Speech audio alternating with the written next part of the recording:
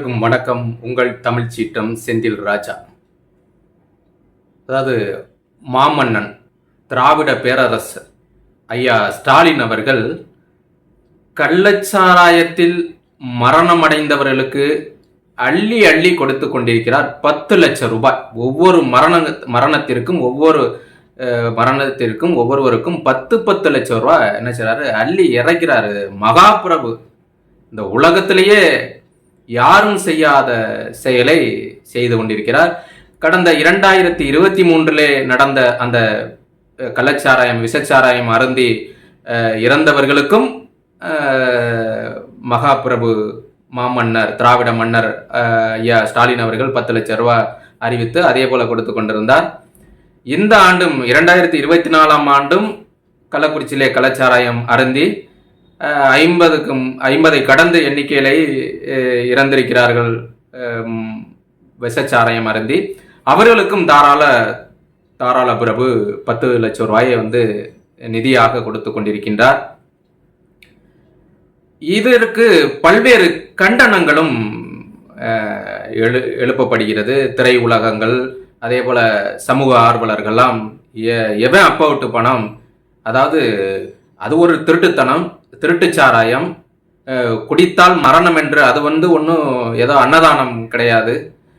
ஒரு வேளைக்கு பசியாற்றி கொண்டு அது ஒரு போதை, தன்னை அடிமைக்கு உள்ளாக்கியக்கூடிய ஒரு மரணத்திற்கு உட்படுத்தக்கூடிய ஒரு போதை பொருள் என்று தெரியும். ஐயோ, போதை பொருள் சொல்லக்கூடாது, போதை தண்ணீர். ஏன்னா ஐயா ஸ்டாலின் போதை பொருளை இரும்பு கரம் கொண்டு தமிழ்நாடு முழுக்க ஒழிச்சிட்டு இருக்கிறாரு, அழிச்சிட்டு இருக்கிறாரு. அதனால அரசு நல்ல போதை தண்ணி விற்கிது டாஸ்மார்க் சாராய கடையில.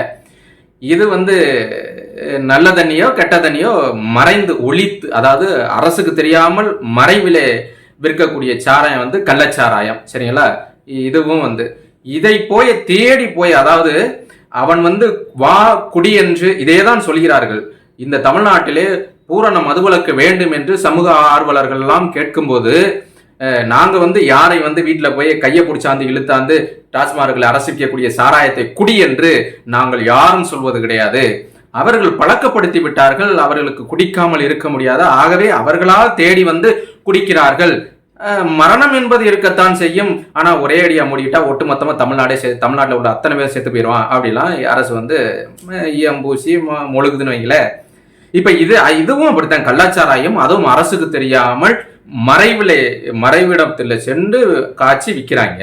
அதை போய் தேடி வெங்க குடிக்கிறாங்க. குடிச்சு அதை விஷச்சாராயம் இருக்கும்போது செத்து போயிடுறாங்க.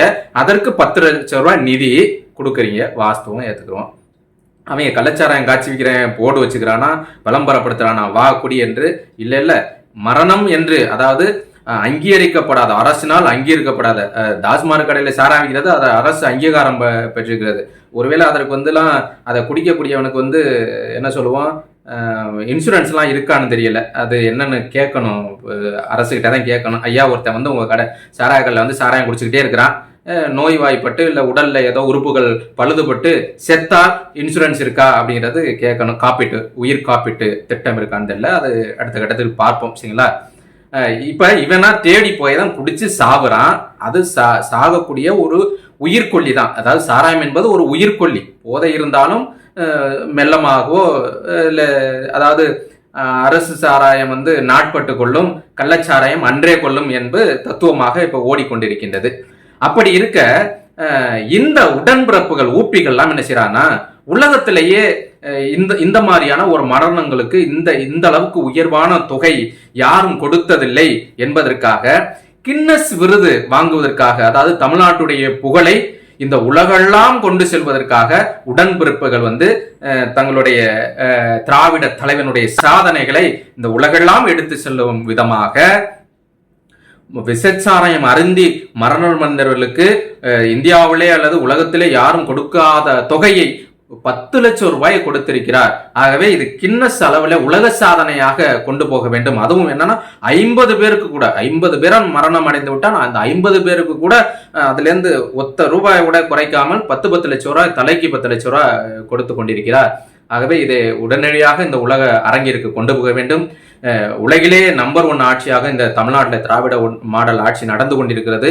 இதை பாறைசாற்றும் விடமாக கின்னஸ் விருதுக்காக அங்கீகாரம் பெறுவதற்காக உடன்பிறப்புகள் தீவிர நடவடிக்கையில் எடுத்துக்கொண்டிருப்பதாக செய்திகள் வரவில்லை. வரலாம் அப்படிங்கிற நோக்கில் நம்ம இந்த இருக்கணும். எவ்வளோ, அதாவது அன்றாட பணிகள் செய்து, ஏன் சாதாரண விஷயம் வெடி விபத்தை எடுத்துக்கிறீங்களே, அது கூட மரணத்துடைய விளிம்புல அவர்கள் வேலை செய்கிறார்கள். எதிர்பாராத விதமாக தான் வெடி விபத்து நடக்குது. அதுக்கு கூட 2 லட்சம் 3 லட்சம் தாங்க. அது என்னன்னா அது எல்லா பாதுகாப்பும் அனுமதியோடு செய்யக்கூடிய வேலை. இப்படி நம்ம அடிக்கிட்டே போகலாம். எல்லா துறையும் சார்ந்து எல்லாத்துலையும் இன்னைக்கு பார்த்தீங்கன்னா தமிழ்நாட்டில இருந்து எல்லையில போய இராணுவ வீரர்கள் பணியாற்றுகிறார்கள். அவர்களுக்கு எப்பொழுது தன்னுடைய உயிர் பறிபோகும் என்று தெரியாது. அப்படி இருந்தும் சில மரணங்கள் ஏற்படுகிறது. அவர்களுக்கு கூட ஒரு 10 லட்சம் ரூபாய் இந்த அரசு நிவாரண நிதியாக கொடுத்ததில்லை. ஆனால் பாவம், கள்ளச்சாராயத்தை குடிச்சு சாகக்கூடியவருக்கு இப்படி. இதுக்கு நோக்கம் என்ன என்பதை நாம் அலசி ஆராய வேண்டும். நோக்கம் என்னன்னா, அந்த இறப்புகள் என்பது இயற்கையாக நடக்கக்கூடியது, எல்லா வகையிலையும் அங்கங்க நடக்கக்கூடிய ஒரு விபத்து, சரிங்களா?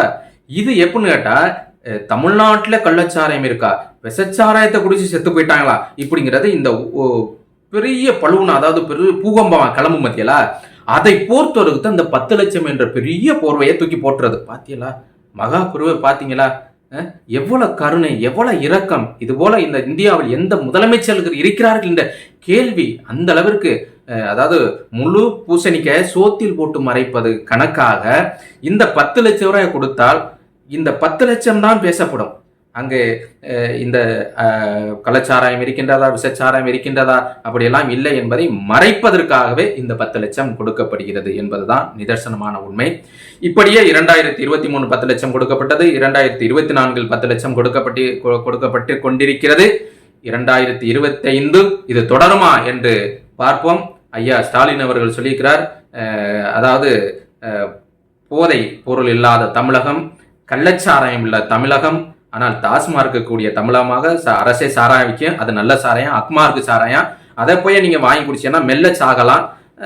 சரிசமமாக பெண்கள் ஆண்கள் எல்லோருமே அது குடிக்கக்கூடியதாக மாறிவிட்டது. ஏன்னா அரசே விற்குது சாராயம், சரிங்களா?